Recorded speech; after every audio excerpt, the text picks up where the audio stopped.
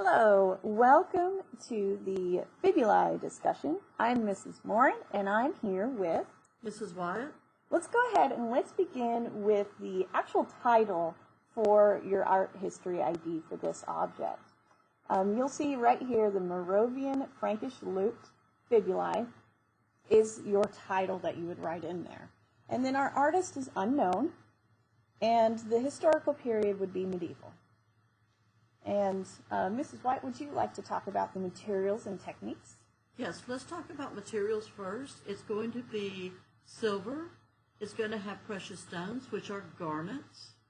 It's also going to be gilt filigree.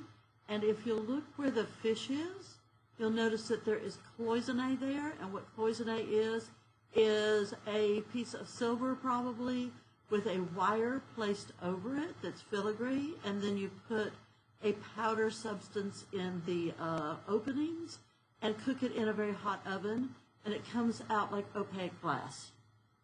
Very cool. That'd be a fun thing to play with. It would. And then the intended purpose, this is a brooch, or both of these are brooches, and they're not the kind that you would just, wear out to a party. This is the kind that actually served a function. It would hold a cloak over your shoulders, keep it from falling off. And then we have the symbolism of this. If you look closely, you can see that there are these garnets with these kind of interesting, ornate-looking forms. These are eagle heads. So you have the fish here, which, is related to Christianity. And then we have these eagle heads here, which they could have symbolized several things. For one thing, they were a pagan symbol for the sun. They were also symbols used by Romans for their empire. And then it was also a symbol for St. John. Would you like to talk about the fish a little bit? Yeah, let's just point out while we're here why the fish is considered a symbol for Christ. It's because in Greek, the letters for the fish are the initials of Christ, and so that's why they put it back to fish. Awesome. And then the patron or audience for this, we're talking about, this is a very ornately decorated brooch, or both of these are, and it's probably not going to be your everyday Frank. It's going to be somebody who is a part of the Frankish elite.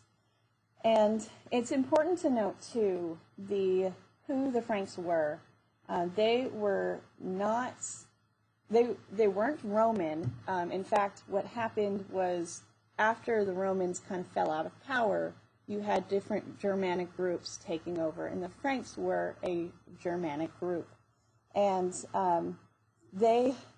the Romans would have called the Germanic groups barbarians. And it's important that we talk about what that word means. It comes from a Greek term meaning foreigner. So basically, these were foreigners. They didn't speak the same language. They, in fact, had different languages in their different groups that once time passed, eventually became the more modern, contemporary languages we speak.